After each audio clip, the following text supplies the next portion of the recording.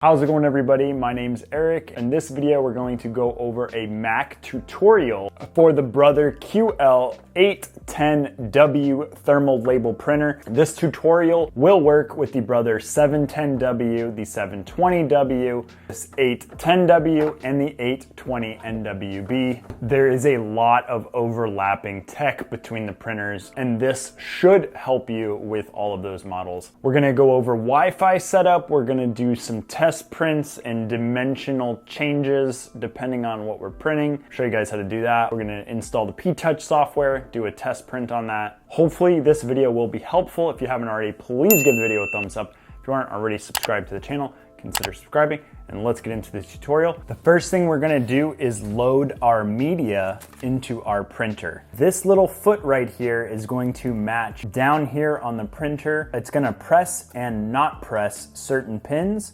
The foot side slides in like that, and then you're gonna grab your label roll and you're gonna feed it through a little slot right here until you have a little bit sticking out, and then you're gonna close your top. Now you're gonna take your power supply and you're gonna take your power connector. This is gonna go into here, and this side is gonna go into the wall. This side is gonna go into the back of the printer. Now we're gonna turn the printer on by pressing the power button. We get a green LED indicating that we have power. Now we're gonna turn on the Wi-Fi by holding down the Wi-Fi button for a little bit. Once it turns blue, you can release it. We're gonna set up the Wi-Fi. Now that our Wi-Fi is on, we're going to hold this WPS button right here. As soon as this starts blinking, you're gonna go over to your Wi-Fi router. My Wi-Fi router is right here. You're gonna have to find the WPS button on your Wi-Fi router. It might be on the front, it might be on the side, it might be on the back. It just depends. If you have a Wi-Fi mesh router, it might even say sync, and you have to hold the sync button down and not the WPS button. However, mine has a WPS button on the side right here. I'm going to press and hold it down. That front light starts blinking, and now my Wi-Fi and my printer are both in WPS mode trying to connect. Once you activate WPS on both devices, you only have like a 30-second to a minute window to get them both talking to each other. And then it will take about 30 seconds or so while they're both blinking in order to get a solid blue light, and that means we are connected to Wi-Fi. Now that we're connected to Wi-Fi, I will see you guys on the computer. So here we are on our Mac computer. We're gonna go up here to the Finder, click on that, and we're gonna type in printers and scanners. You're gonna double click on that. It's gonna bring you to this printers and scanners box. Then you're going to hit the plus sign, and the Brother QL810w should pop up if you are connected to the same Wi-Fi network that you connect your printer to. If you're not sure, click on this little Wi-Fi thing and make sure you are indeed connected to the same network. If it's the QL710w or the QL720nw, it should pop up here as well. You're just going to click on it. It should populate AirPrint, and then you're going to hit add. It automatically finds the driver from AirPrint and installs the printer. You can see a nice little picture right here. Now your printer is installed. So now we're going to do a couple test prints, and then I'm going to show you how to install the Ptouch software, because there's so many different things that you could use to print with this printer. I wouldn't be able to cover every single one, but I'm going to throw a handful of them at you to where hopefully it gives you a general idea of what you need to do. So I'm going to open up a browser, and I have this sample label here. I will put a link to a similar sample label in the description of this video for you to follow along and print this if you would like. So what I have installed in my printer right now is the 2.4 wide continuous label. So it's a label that doesn't have any cuts in it, and it can print as long as we want, but then the printer has to cut it to finish the label. If you don't have that 2.4 inch wide continuous roll,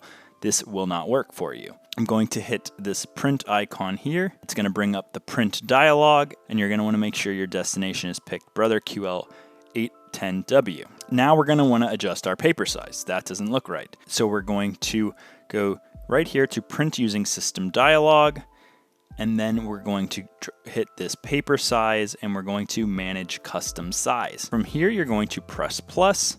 You're going to create an untitled paper size. We're going to call it, technically it's 2.4 by 7.5 USPS. We're going to make the width 2.4. We're going to make the height 7.5 inches.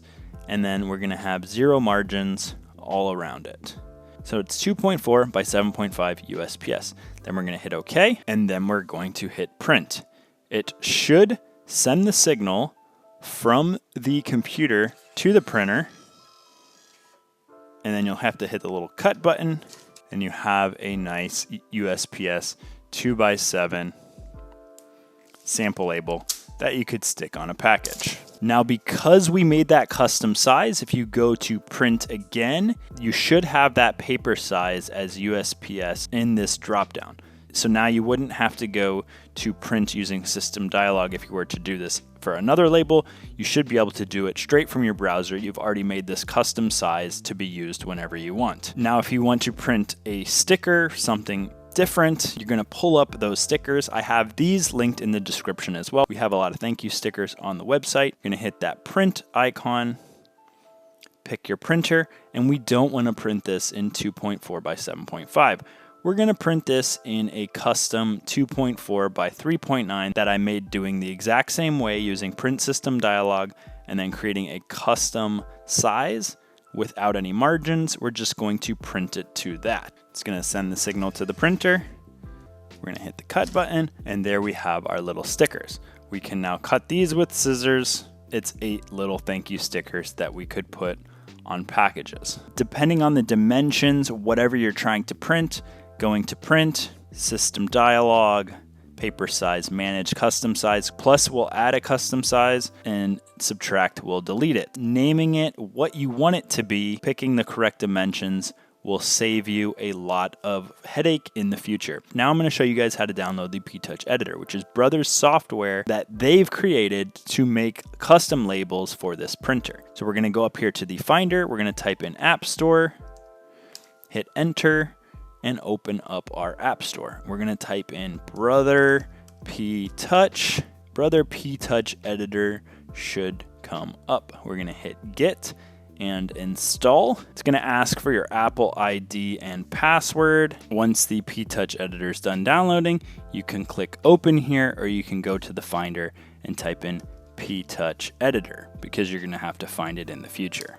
So from here, you can pick from any of these templates. We're just going to make a simple address label. We're gonna double click on that. We're gonna want something that's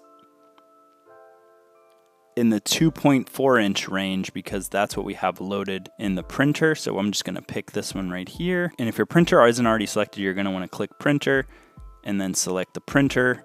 And then you're gonna wanna hit check media so it can see what labels you have installed. And then we're going to just hit print. Auto cut one copy and print again. It sent the signal to the printer and it printed our little label from the Ptouch software.